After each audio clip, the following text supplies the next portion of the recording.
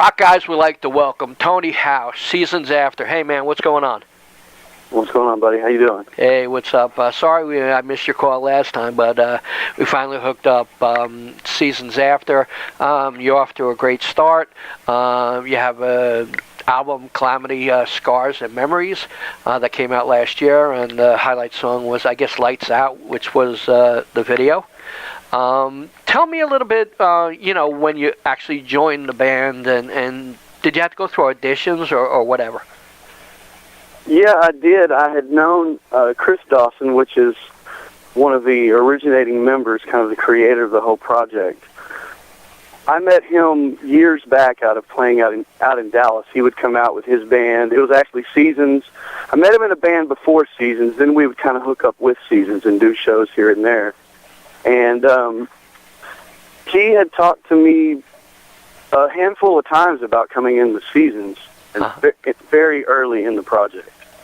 And I had something else going on, and I went on and kind of did that thing. Well, then years later, man, he hit me up at like 2 in the morning. It's like, hey, looks like we need a singer. Are you interested?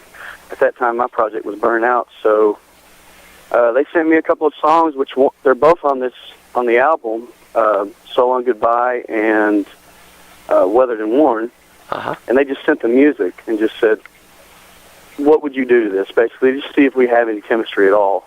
And I wrote the lyrics and all the melodies, went in, tracked it in the studio, and sent it back, and that was pretty much my tryout thing, man, and it's just kind of grown from there. Wow. Yeah, actually, that was one of the songs that I really enjoyed, too, So Long Goodbye. And you really got a kind of like a heavy hitter on there, which Break to Survive, which is a little bit heavier than the rest of the album, which I thought the album had a lot of diversity, and, I enjoyed your vocals. The band is coming out of Kansas, right? Right. We're spread out. I live outside of Dallas. One member lives in Illinois, 2 live in Kansas, and another lives in Arkansas. So we are spread way out, but it's still based out of Wichita. Right. So how do you guys get together? Over this last couple of years of making this thing happen, it was a lot of travel, in between our work schedules and weekends. And what a lot of people don't know, and with this record, is that it's all self-produced, self-recorded. All of that stuff was done by Chris Dawson. Right. He put his hands in the middle of this thing, and even with the video that we just released, Lights Out, he directed and did all the editing and everything on that. So we were able to keep everything really close to home. You didn't have a lot of things pecking at you from other directions, pushing you this way and that way, and it made it a little bit more manageable for us to be far apart and get in there and track and get everything together. As far as the songs, we had 50 songs written for this album. Cool. We just had to go in and retrack them whenever we were given the green light that we could go back to work. Right. Well, working independently, when you go on tour, you don't have label support. How tough is it? It's not an easy go, but they lived under the label, and I lived for a moment under the label with them, and I will say that I think that we've done pretty well as far as trying to keep things under control as a business model, and it operates smoother for us, at least, without the intervention of a record label and all of the other garbage going on, because we're able to make decisions that are based, on the wellness of the band and the individuals, rather than someone making a decision and it's based on their bottom line and they're sinking you out there. You know what I mean? Right. And so it's not like we're making a ton of money or anything like that, but we're able to, continue to push and be comfortable while we're doing it, as far as with what we're doing, and feel good about where we're sitting. So right now we're all in love with the independent route. Right. For sure. Right. I mean, a lot of bands are leaving their labels, not being pushed out, just leaving because they think, it's better off by themselves, and you could basically do whatever you want, and you have the internet to help, and everything else you could do yourself. Do you really need a label anymore?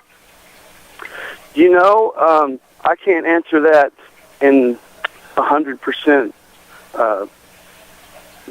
Yes, you don't need one, but because I don't know what the future holds, because they do have the ability to invest in you a lot more than when you're independent. But there's a lot that you can do on your own, right. And the support system that we have up under us, the individuals that work for us in pushing this thing out and getting it noticed into radio, are the same agencies that these labels use. Right. You can just run an end route around them and roll the dice that direction.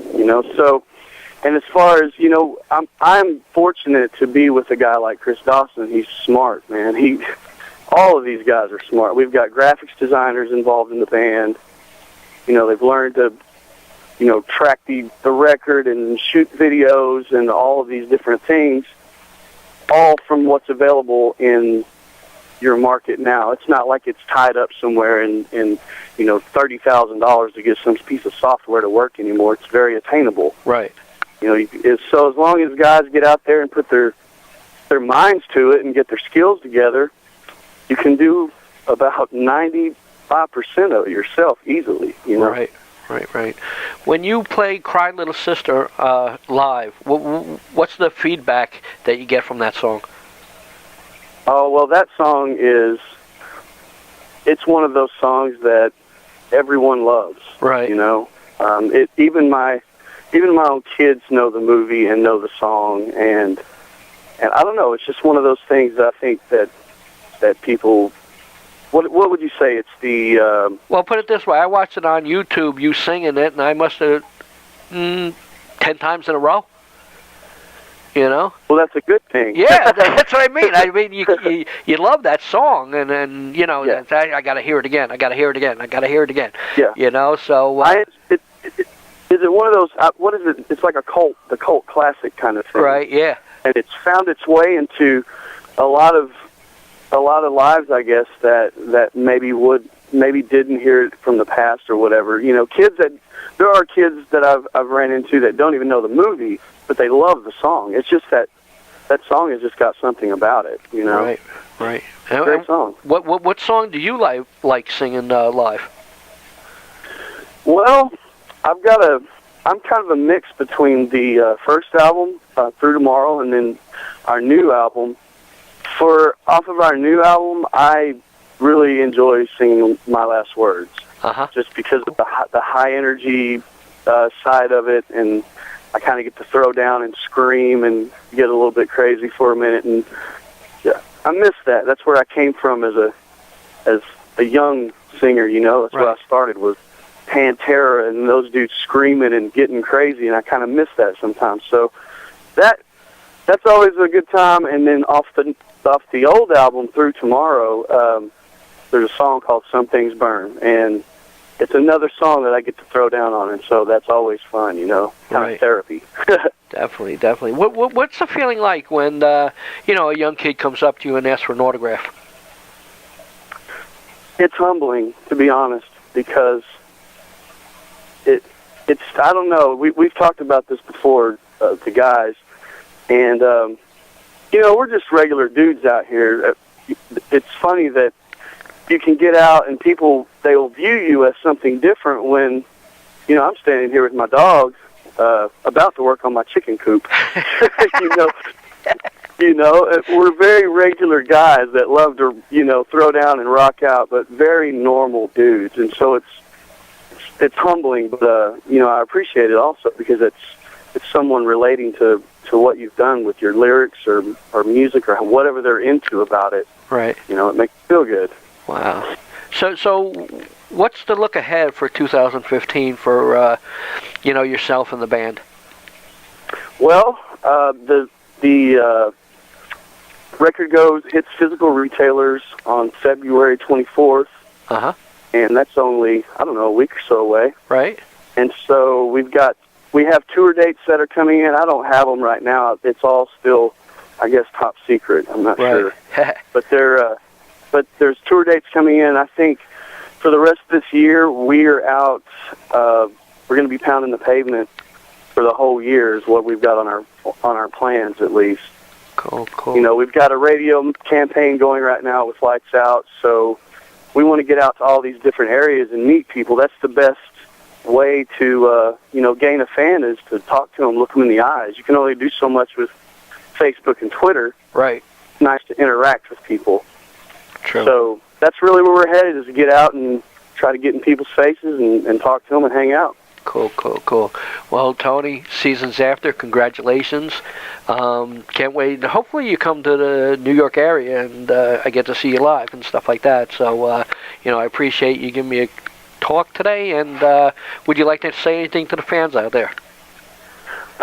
First of all, thanks for having me on here, Brian. No problem. Real cool. And you can hit us on our Facebook, our Twitter, Instagram. The record, it's on iTunes right now. It's available, like I said, Feb 24th. There's a new video right now for Lights Out. You can request it on Octane. It's being spun right now, and promotional stuff. Cool. Thanks a lot, Tony. All right, thanks, man. Bye. Bye-bye.